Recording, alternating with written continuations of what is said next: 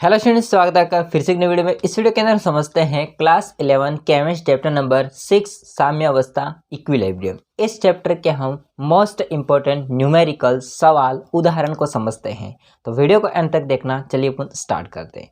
और दूसरी बात ये है दोस्तों कि आप लोग अगर कमेंट करोगे कि सर इसके क्वेश्चन आंसर बताई दीजिए, तो क्वेश्चन आंसर ऑलरेडी मैंने करवा के रखे हैं। तो आपको कुछ नहीं करना है, ये जो वीडियो है इसमें आपको डिस्क्रिप्शन जाना है और डिस्क्रिप्शन आपको मिल जाएगा प्लेलिस्ट, और उस प्लेलिस्ट में सारे चैप्टर के मोस्ट इंपॉर्टेंट क्वेश्चन आंसर करवा रखे हैं। तो आप जाके पढ़ लीजिए। ओके, तो देखिए इस वीडियो को एंड तक।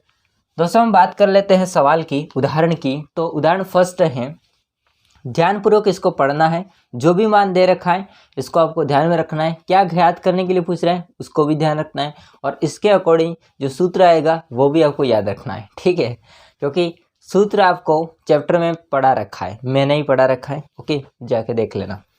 दोस्तों हम बात करेंगे सवाल की, तो पढ़ते हैं। देखिए, निम्न अभिक्रिया के लिए साम्य स्थिरांक का मान जो होता है वो है 900 तापमान, 900 केल्विन तापमान पर 20.0 है। अब पॉइंट 20.0 है तो इसको 20 लिखो तो भी कोई बात नहीं, ठीक है।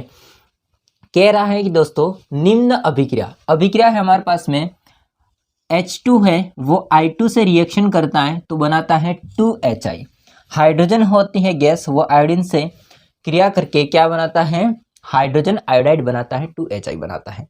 इस अभिक्रिया के लिए साम्य स्थिरांक का मान दे रखा है 20.0, तापमान दे रखा है 900 के, ठीक है, तथा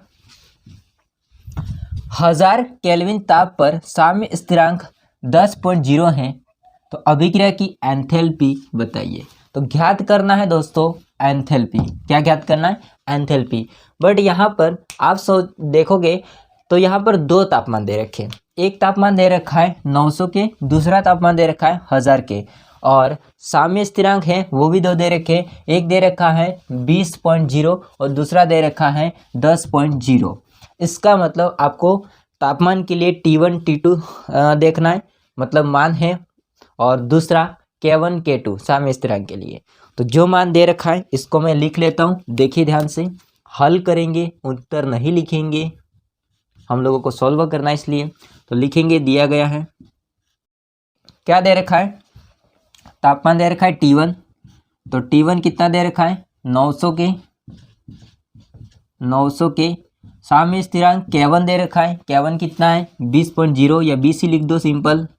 अभी फिलहाल के लिए मैं 20.0 लिख रहा हूँ, फिर बाद में 20 कर देंगे। इसके अलावा T2 दे रखा है, T2 कितना दे रखा है, 1000 के, 1000 के, एंड K2 दे रखा है 10.0। ओके, अब इसके अकॉर्डिंग जो फॉर्मूला आता है वो मैं लिखता हूँ। आप लोगों को तो याद तो नहीं होगा, है ना। अतः इसके अकॉर्डिंग जो फॉर्मूला है वो है log K2 upon K1 equals to delta H upon 2.303 into R। अब यहाँ पर R है वो ये अपना स्थिरांक है, तो इसका मान होता है, वो आप लोगों को याद रखना होगा, R का 8.314, ठीक है। बाकी आगे आ जाएगा T2 minus T1 divide by T1 T2। Okay, ये फॉर्मूला है। अब इस फॉर्मूले में जो जो मान है उसको आपको लिखना है। देखिए, लोग का लोग आ जाएगा, लोग K2 का मान कितना है, K2 10। मैं अभी सिंपल 10 कर रहा हूँ क्योंकि पीछे 0.0 लिखने से कोई नहीं बात नहीं, ठीक है। K1 20, K1 20, okay, equals to delta H 2.303। R का मान वो लिखना है, कितना है 8.314। हाँ जी, आगे देखिए, T2 माइनस T1, T2 का मान कितना है, T2 का मान है 1000, माइनस T1 का मान कितना है 900। तो 1000 minus 900 divide by T1 T2। तो आप चाहे 900 इंटू 1000 करो या 1000 इंटू 900 करो। तो मैं यहाँ पर 1000 इंटू 900 कर देता हूँ। ऐसा क्यों? क्योंकि 900 होता है, इसको काट देंगे, कोई बात नहीं है, आगे पीछे कर दो, एक ही बात है। ओके, हाँ जी, अब दोस्तों यहाँ पर देखो, 1 0 से 1 0 कट जाएगा, आसान हो गया, 1/2। इसके बाद में 1000 में से 900 जाएंगे तो कितने बचेंगे? 100। कितने बचेंगे? 100। इसको मैं यहाँ पर कर रहा हूँ और जो r का मान है दोस्तों वो मैं यहाँ पर लिख रहा हूँ, ठीक है। यहाँ पर देख लेना r का मान 8.314। log 1/2 पूरा वही लिखना है, log 1/2 equals to delta H upon ये पूरा मान लिखना है, delta H upon 2.303 into 8.314। Okay, 1000 में से 900 गए तो 100 बचे, बटे कितना है? 100 बचे बटे कितना है?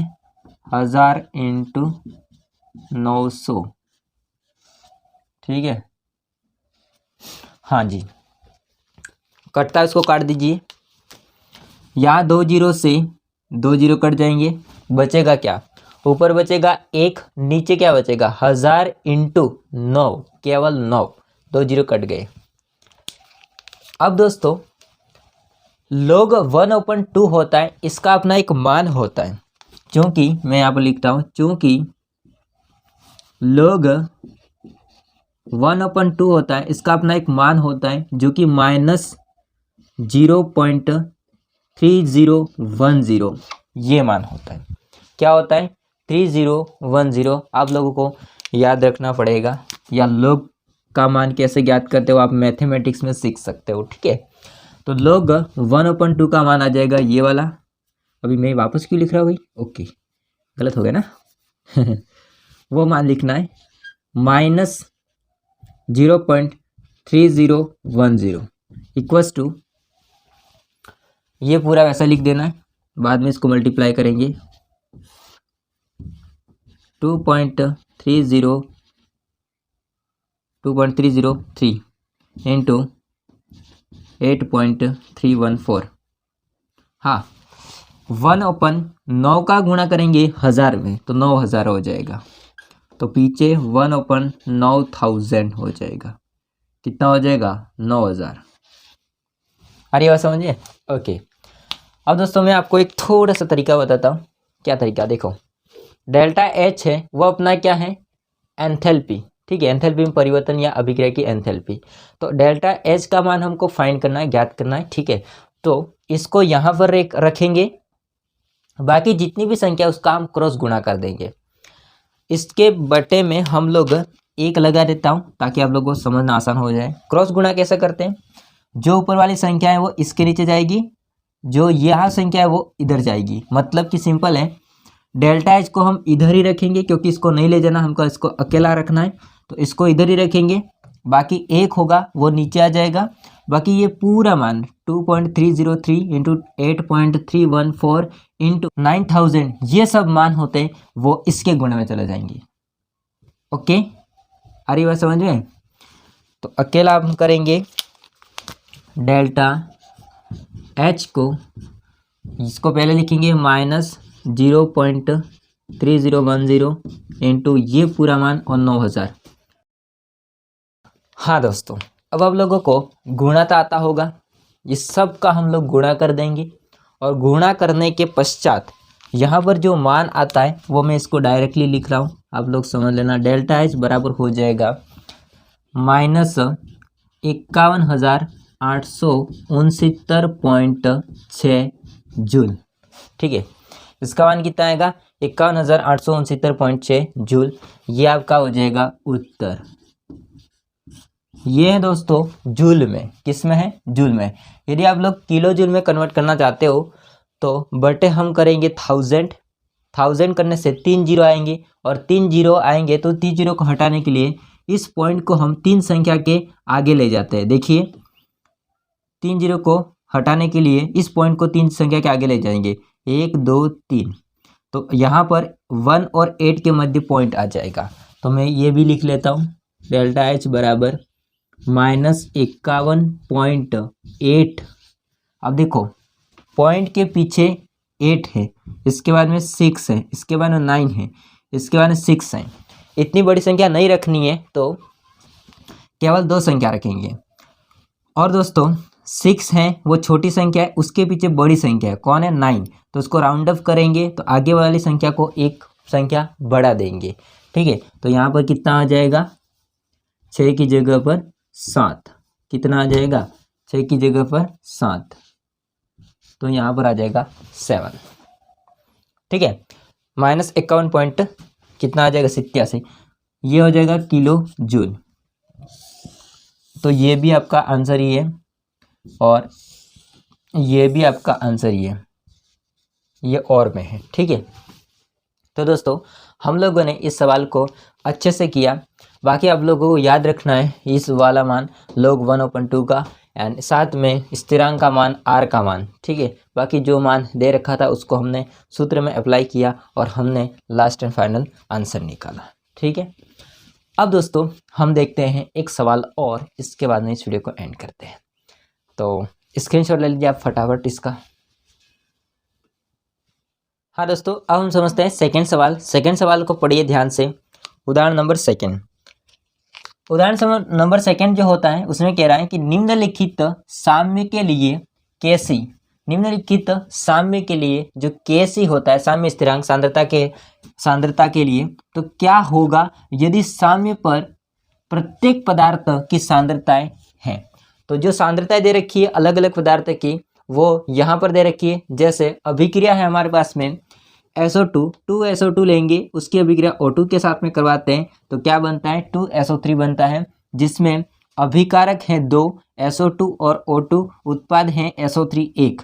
अब इनकी सांद्रता दे रखी है, जैसे SO2 की सांद्रता दे रखी है 0.60 मोलर और O2 की दे रखी है 0.82 मोलर और SO3 की दे रखी है 1.90 मोलर दे रखी है।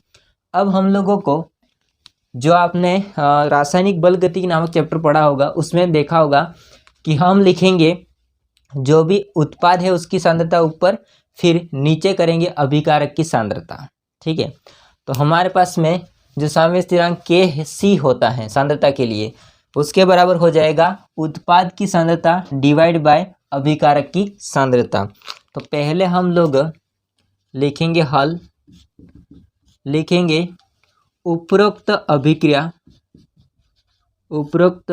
अभिक्रिया के लिए क्या हो जाएगा, उपरोक्त अभिक्रिया के लिए Kc बराबर उत्पाद की सांद्रता, उत्पाद है हमारे पास में SO3, तो SO3 की सांद्रता और इसके जो आगे संख्या लिखी है वो स्क्वायर में चली जाएगी, घात के रूप में, स्क्वायर नहीं कह सकता मैं सॉरी, घात के रूप में चली जाएगी। ठीक है, उसके आगे जो मोल लिखे हुए हैं वो इसके घातांक के रूप में आ जाएंगे।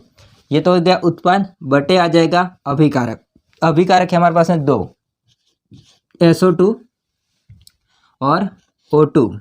SO2 के आगे संख्या 2 है तो वो घातांक में चली जाएगी और O2 में के आगे कुछ नहीं है, 1 मानो या फिर कुछ नहीं है, ऐसा भी कह सकते हो। तो 1 करो तो भी और नहीं करो तो भी एक ही बात है, तो ये होगा। अब हम क्या करेंगे, जो भी मान दे रखे हैं उनके स्थान पर हम लिख लेंगे। तो SO3 का मान हम इसकी जगह पर लिखेंगे, SO2 का मान उसकी जगह पर, O2 का मान उसकी जगह पर। SO3 का मान कितना दे रखा है 1.90। आगे करता हूँ मैं इसको कंटिन्यू। SO3 का हो जाएगा 1.90, उसका कितना हो जाएगा घातांक 2 या स्क्वायर अब कह सकते हो क्योंकि संख्या आ गई इसलिए। Okay, divide by SO2, SO2 का मान कितना है 0.60, 0.60, इसके घात कितना हो जाएगा 2 और O2 का कितना है 0.82, 0.82। ठीक है, अब इसका वर्ग करेंगे और इसका वर्ग करेंगे। ठीक है, इसका हम वर्ग करते हैं, इसका मान मैं आगे लिखता हूँ Kc बराबर, इसका वर्ग करें मतलब इसी संख्या को 2 बार मल्टीप्लाई करेंगे तो आ जाएगा दोस्तों 3.61 डिवाइड बाय, इसका करो 2 बार तो 36 आ जाएगा 0.36, तो 0.36 इंटू 0.82, आगे मल्टीप्लाई करना है इसका वही रहेगा 3.61 डिवाइड बाय, इन दोनों का मल्टीप्लाई कर देंगे तो आएगा मान 0.2952। ठीक है। अब दोस्तों इसका भाग इसमें देते हैं, इसका भाग इसमें देते हैं तो कितना आता है देखिए, 12.2289। ठीक है, 12.2289 ये मान आता है। यदि दोस्तों इसको थोड़ा कम मान लिखे पीछे पॉइंट के पीछे, तो हम क्या करेंगे, जो 9 है, अब इसके आगे संख्या है 8, तो इसको राउंड ऑफ कर लेंगे तो कितना आ जाएगा 12.229। यहाँ पर मान आएगा मोल प्रति लीटर में, मोल प्रति लीटर में। ठीक है, ये आपका उत्तर हो जाएगा। चाहे तो आप ये भी लिख सकते हैं, आंसर ही है, ये भी लिख सकते हो या ये भी लिख सकते हो। ठीक है, तो इसको थोड़ा राउंड ऑफ करेंगे तो संख्या कम हो जाएगी मोल प्रति लीटर में। ओके, तो दोस्तों ये थे 2 सवाल। आई होप को सारे समझ में आए होंगे।